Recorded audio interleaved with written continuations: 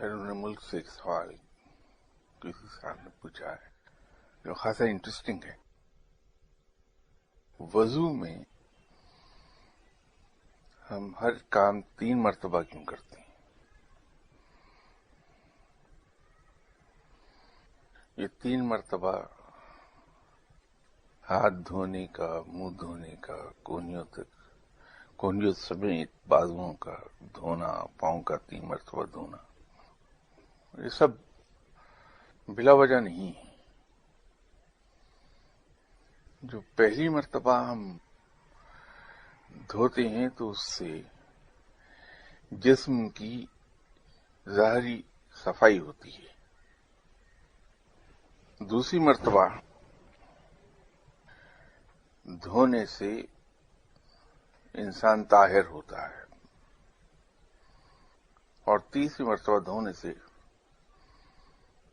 جسم اور روح کی تطہیر ہو جاتی ہے۔ صفائی، پاکیزگی اور تطہیر، یہ 3 اس کے درجے ہیں، اس لیے 3 مرتبہ دھویا جاتا ہے۔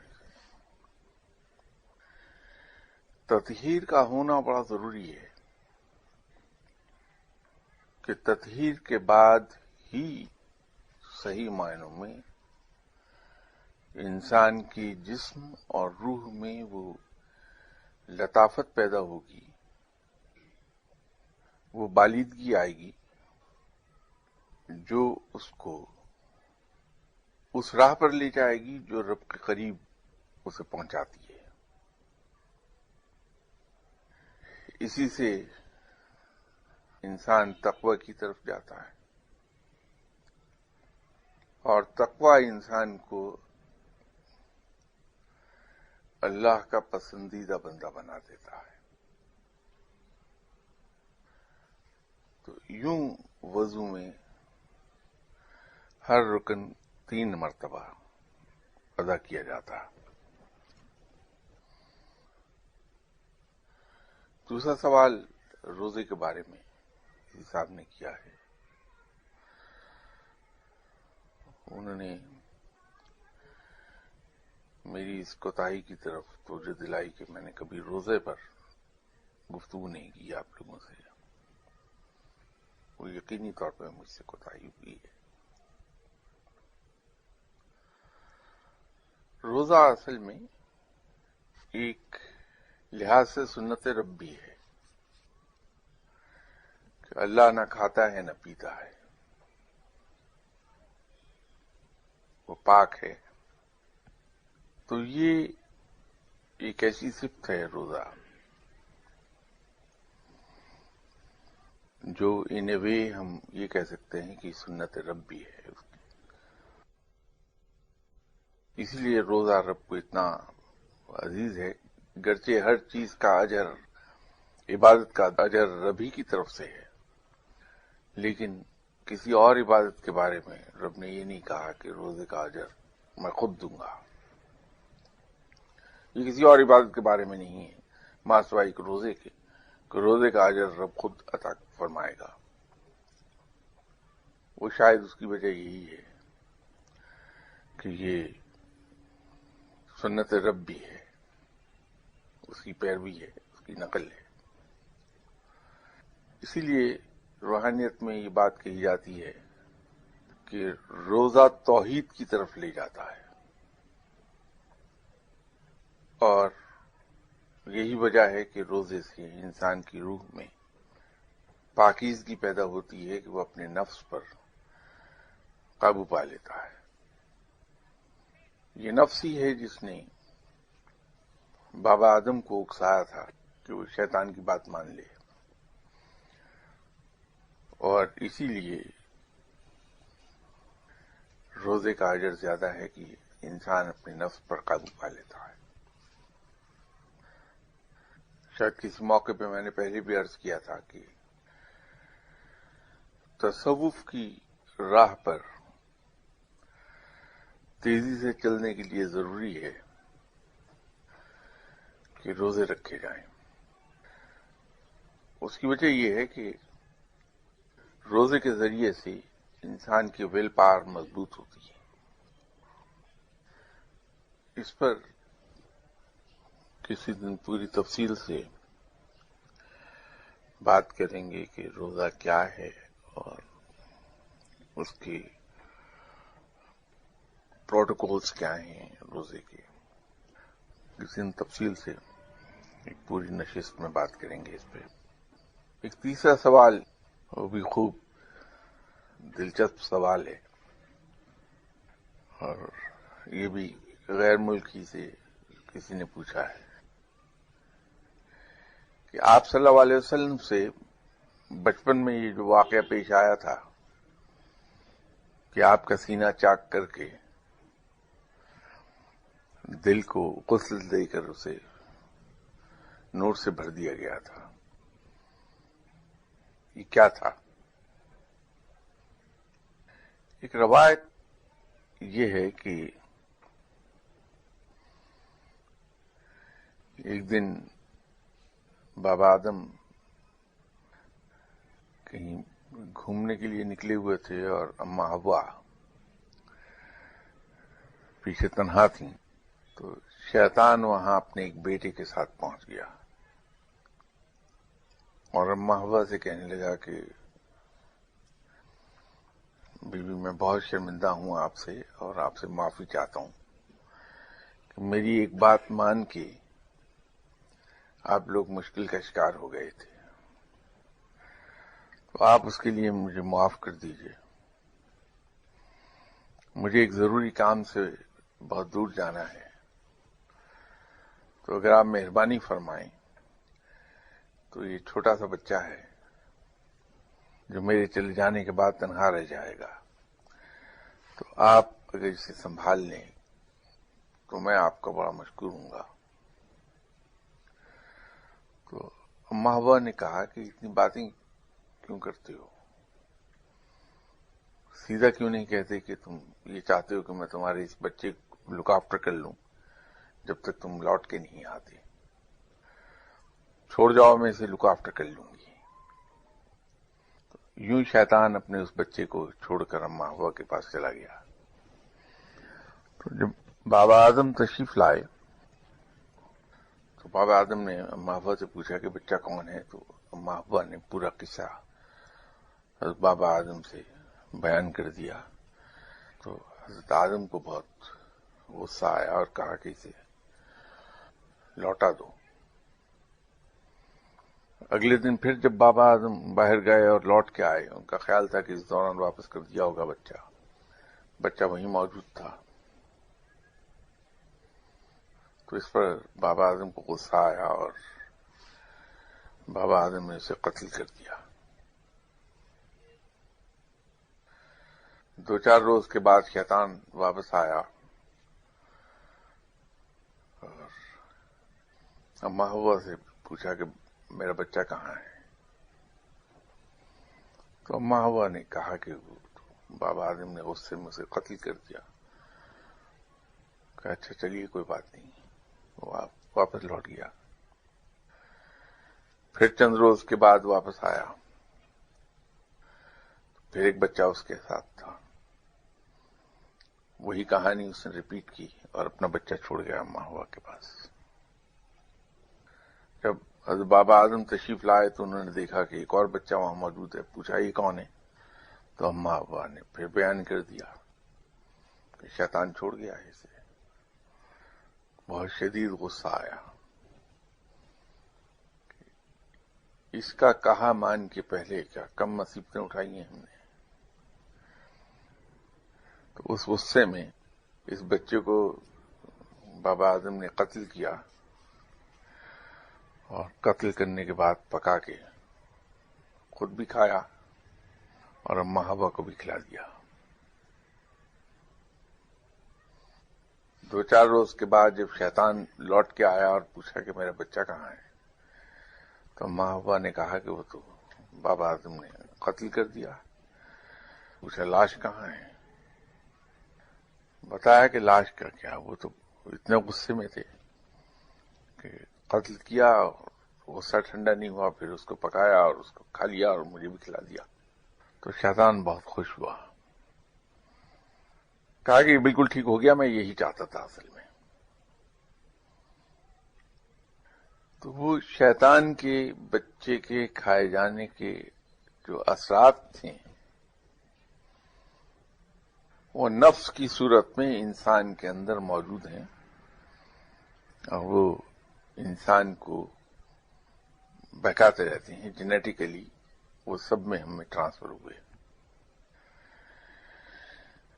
چونکہ آپ صلی اللہ علیہ وسلم بشکل بشر پیدا کیے گئے تھے، ہم ہی میں سے تھے، تو یوں آپ صلی اللہ علیہ وسلم کا سینہ چاک کر کے ان اثرات کو جو جینیٹیکلی ٹرانسفر ہوئے ہیں ہر انسان میں، دھو کے آپ کا قلب صاف کر دیا گیا تھا اور نور سے بھر دیا گیا تھا۔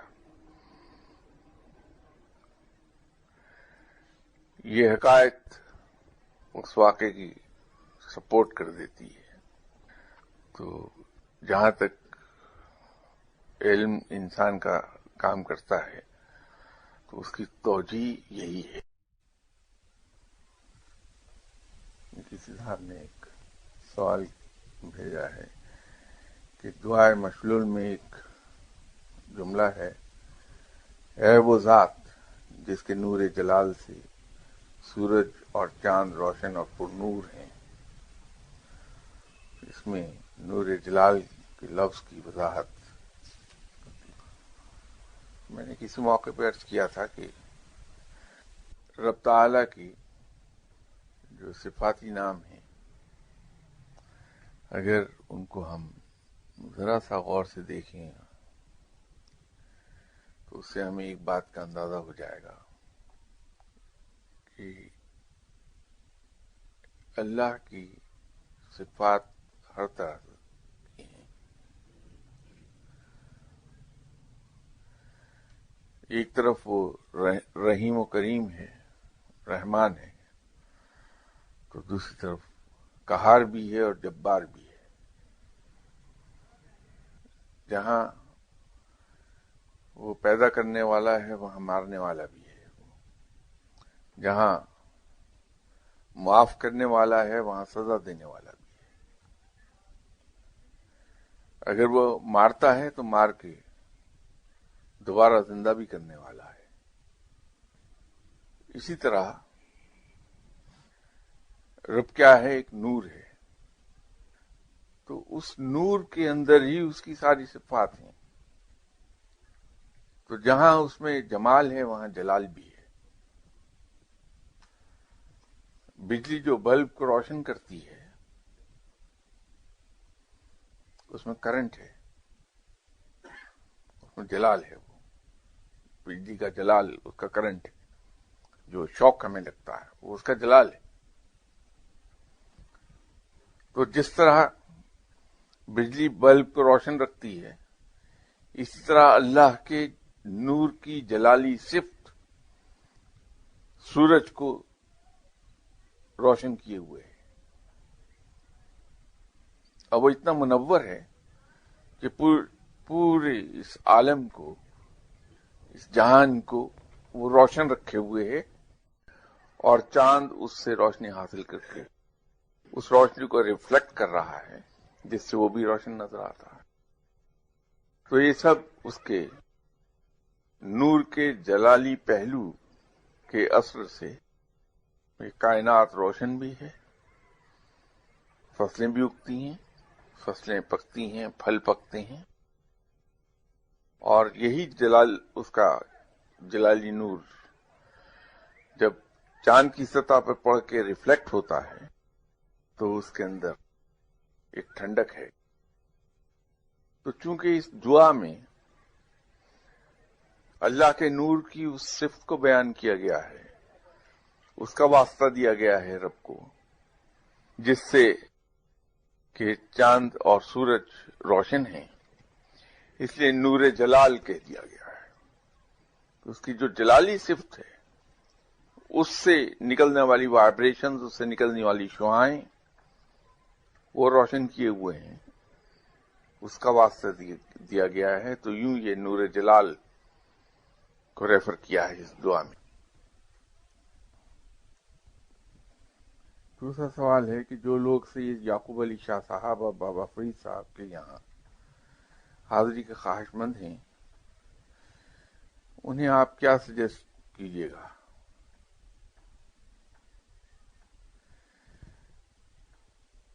اس سلسلے میں کچھ کہنا خاصا دشوار کام ہے. کوئی ہارڈ فاسٹ رولز نہیں ہیں اس کے.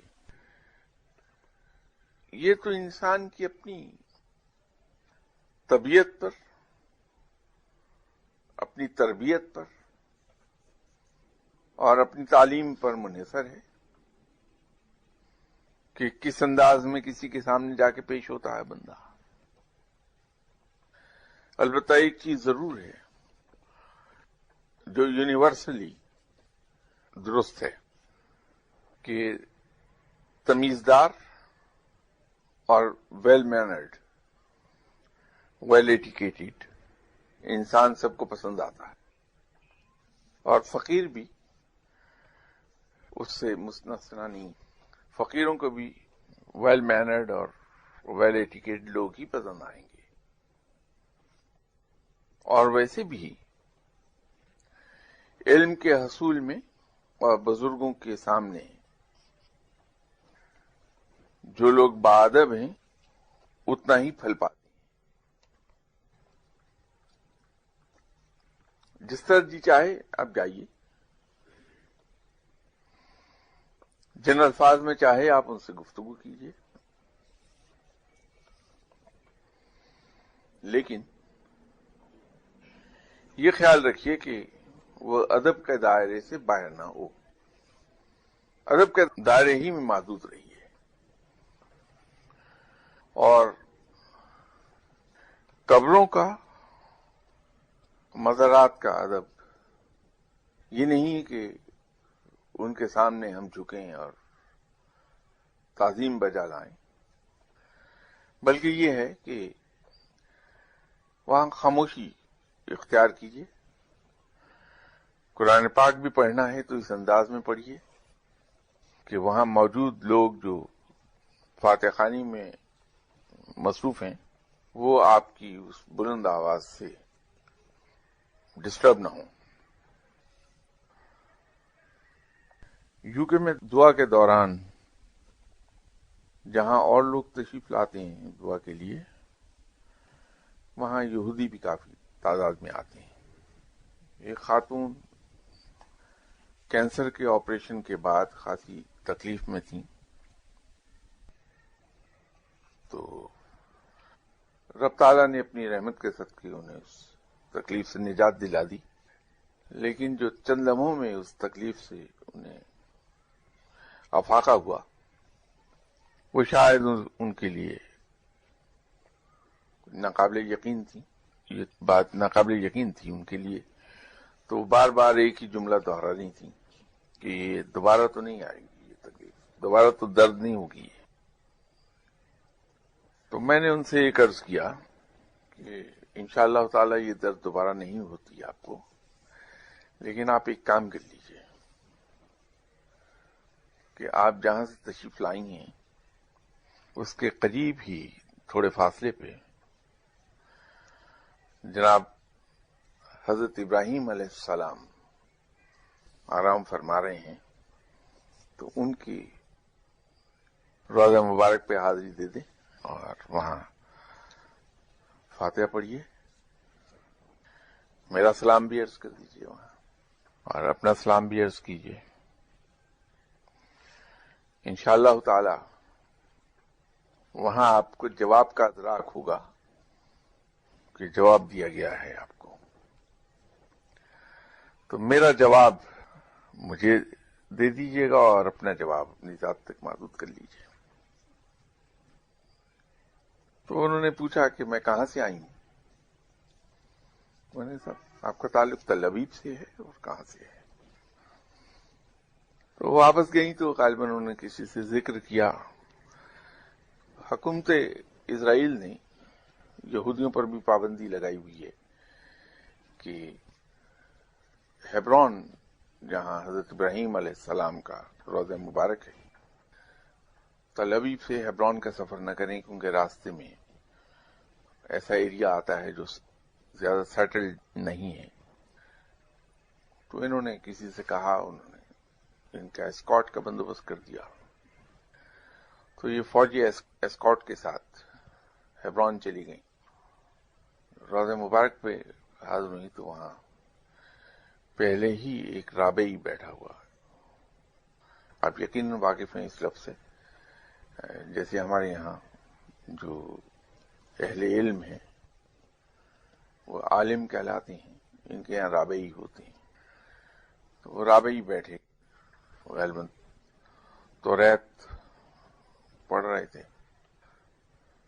تو یہ وہاں کھڑی ہو کے انہوں نے اپنے طریقے سے سلام عرض کیا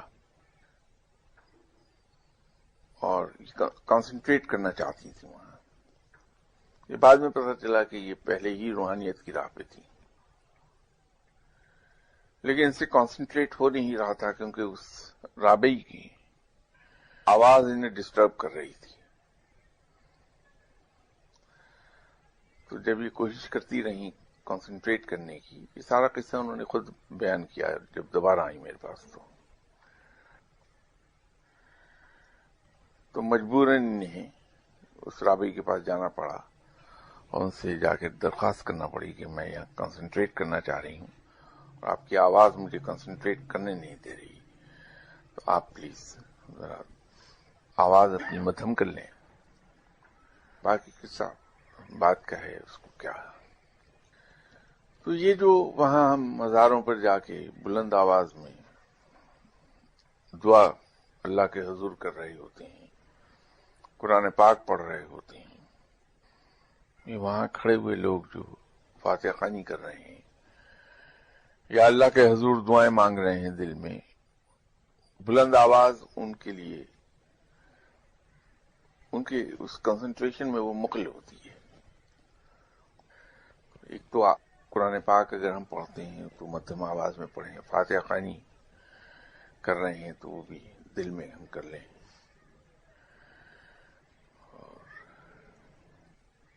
اس قسم کی حرکتوں سے ہم بچیں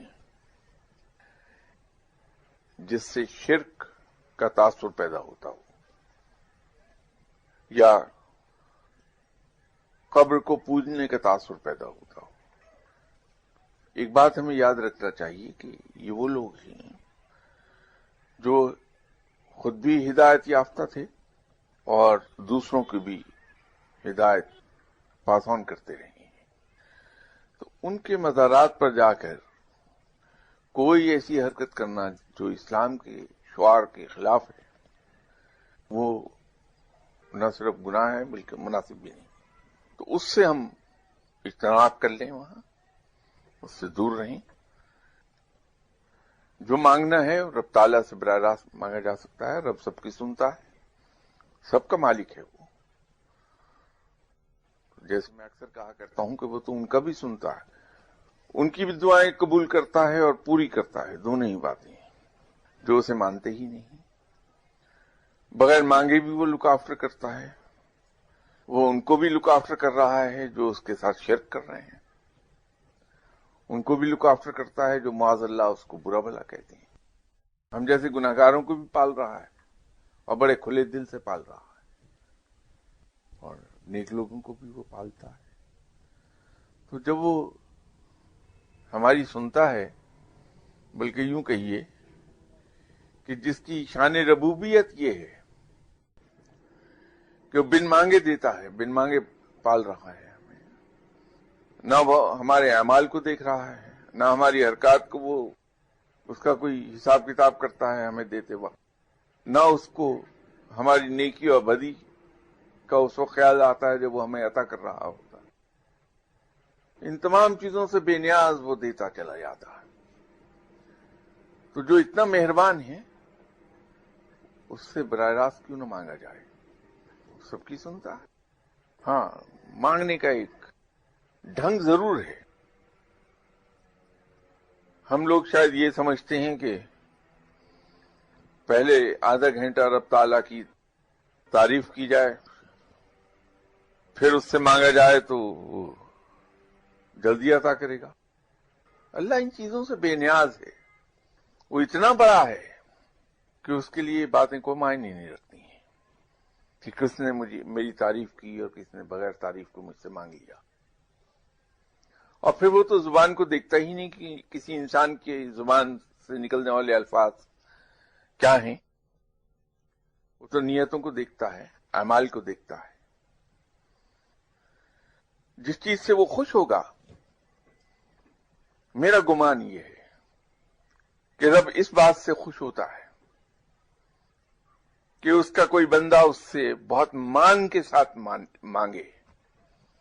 اس مان کے ساتھ، آئی ڈونٹ نو اس لفظ سے آپ واقف ہیں یا نہیں، یہ لفظ پنجابی کا ہے، اس کا اردو متبادل میرے پاس ہے نہیں، ورنہ میں اردو ہی میں لفظ ادا کرتا کہ اس کو کتنا مان ہے مجھ پر کہ یہ میرا رب ہے اور میرا مالک ہے، میرا پالنے والا ہے، میرا آقا ہے. بحیثیت اس آقا کے غلام ہونے کے میرا حق ہے کہ میں اس سے جا کے اپنی ضروریات بیان کروں، کیونکہ میرا پالنے والا ہی وہ ہے. تو جب کوئی شخص اس مان کے ساتھ رب سے مانگتا ہے کہ میرا کون ہے جو مجھے پالے سوائے تیرے، دے میں آیا ہوں تیرے در پر، میری ضرورت پوری کر، یہ مان اسے خوش کرتا ہے. تو بجائے لوگوں کے سہارے ڈھونڈنے کی کہ ہم فلاں سے دعا کرا لیں، ہم فلاں سے دعا کرا لیں، اپنے رب سے اس مان کے ساتھ مانگیے کہ وہ میرا رب ہے، میرا مالک ہے، وہ آج تک پالتا رہا ہے مجھے، آئندہ بھی پالے گا، اور اس کے علاوہ تو میرا کوئی آقا ہے نہیں جس سے میں مانگنے جاؤں. اس مان کے ساتھ مانگیے اور وہ عطا فرمائے گا، عطا کرتا ہے. تو مزاروں پہ جب ہم جاتے ہیں تو رب سے براہ راست مانگیے، کیونکہ جہاں آپ فاتح خوانی کے لیے گئے ہیں، اپنی عقیدت کا اظہار کرنے گئے ہیں، آپ وہ صاحب مزار تو وہ ہیں جو رب کی غلامی ہی کرتے رہے ساری عمر، جنہوں نے رب کے علاوہ کسی کو قابل عبادت سمجھا ہی نہیں. وہ تو بڑے سے بڑے شہنشاہ کے سامنے بھی کھڑے ہو کے حق بات کہہ دیتے رہے، اور اس شان سے کھڑے ہوئے کہ گویا بادشاہ اور وہ ایک برابر ہیں. یہ احساس صرف اس لیے تھا ان کے اندر کہ وہ اس یقین کامل کے ساتھ زندہ تھے کہ ہمارا پالنہار، ہمارا مالک صرف اور صرف رب ہے. جیسے ایک بار پہلے بھی میں نے عرض کیا تھا کہ انسان سے غلط کام کوئی شخص تین ہی حالتوں میں کروا سکتا ہے. یہ دھمکی دے کر کہ وہ اس کا رزق بند کر دے گا، اس کی نوکری ختم کر دے گا، اس کا کاروبار تباہ کر دے گا. ہم اپنے افسر کا ہر حکم، خواہ وہ جائز ہو یا ناجائز، کس خوف سے مانتے ہیں کہ صاحب یہ ہمیں نوکری سے نہ نکال دے. دوسری دھمکی یہ ہو سکتی ہے کہ میں تمہیں بدنام کر دوں گا، تمہاری عزت خاک میں ملا دوں گا، تو یہ کام کر دو. اور تیسری دھمکی اس ٹائپ کی ہو سکتی ہے کہ میں تمہیں جان سے مار دوں گا. عجیب بات ہے کہ یہ تین دھمکیاں جن سے ہم ڈر کے کوئی بھی غلط کام کرنے پہ تیار ہو جاتی ہیں، ان تینوں کے بارے میں ہمارا ایمان یہ ہے کہ یہ تینوں چیزیں رب ہی کے ہاتھ میں ہیں. ہم میں سے ہر آدمی اس پہ ایمان رکھتا ہے اور زبان سے بھی کہتا ہے کہ رازق تو رب ہے، اور رب تعالیٰ پتھر میں بند کیڑے کو بھی رزق عطا فرماتا ہے. یہ ایمان ہے ہمارا. کوئی شخص میرے رزق کو روک نہیں سکتا اگر میرا رب مجھے عطا کرنا چاہے گا تو، اور کوئی شخص مجھے دلوا نہیں سکتا کوئی چیز اگر رب نہ دینا چاہے تو. یہ ہم سب کا ایمان ہے، لیکن خوفزدہ اسی بات سے ہیں. ہم عزت کے بارے میں ہم یہ کہتے ہیں کہ عزت اور ذلت سب اللہ کے ہاتھ میں ہے، اور اللہ جسے عزت دینا چاہتا ہے اسے کوئی روک نہیں سکتا. یہ ہمارا ایمان ہے.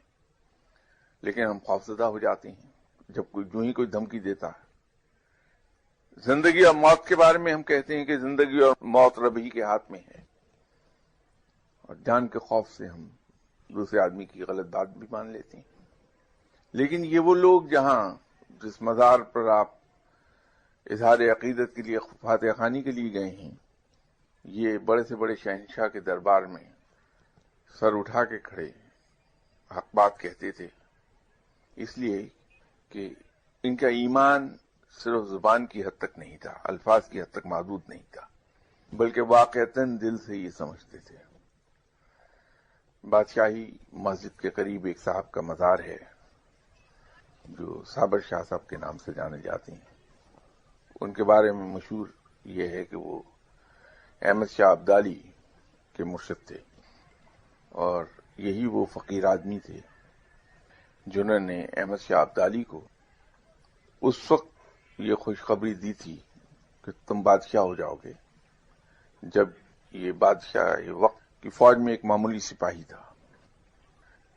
تقریباً 20 سال کے بعد ان کی یہ پیش گوئی اور ان کی یہ دعا پوری ہوئی، اور احمد شاہ ابدالی ترقی کرتے کرتے بادشاہ ہو گیا۔ اسی دور میں پنجاب پر سکھوں کی حکومت تھی، اور اس وقت کے سکھ حکمران نے مسلمانوں کا قتل عام کیا تھا۔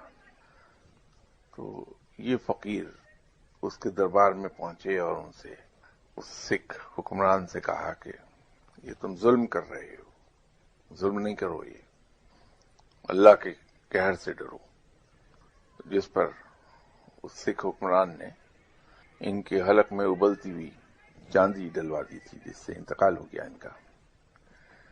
ان فقیروں کی یہ شان رہی ہے، ظالم سے ظالم بادشاہ کے سامنے بھی یہ حق بات کہتے رہے ہیں، اس لیے کہ ان کے دل میں یہ پختہ یقین تھا جو وہ زبان سے کہتے تھے۔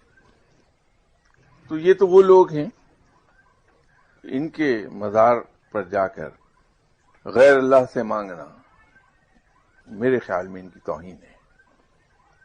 تو جب ہم ان کے مزارات پر حاضر ہوں تو ان کے لیے فاتحہ خوانی کریں، قرآن پاک کی تلاوت کر کے اس کا ثواب اللہ سے درخواست کی جائے کہ یا باری تعالیٰ اس کا ثواب اس صاحب مزار کی روح کو بخش دے، اور اگر کوئی دعا کرنا چاہتے ہیں تو رب کے حضور دعا کیجیے، یا باری تعالیٰ تو اپنے حبیب پاک صلی اللہ علیہ وسلم کے صدقے اور اپنے ان نیک بندوں کے صدقے مجھ پر رحم فرما دے، اور جو بھی اس کے بعد آپ کہنا چاہتے ہیں رب کے حضور عرض کیجیے، غیر اللہ سے نہ مانگیے۔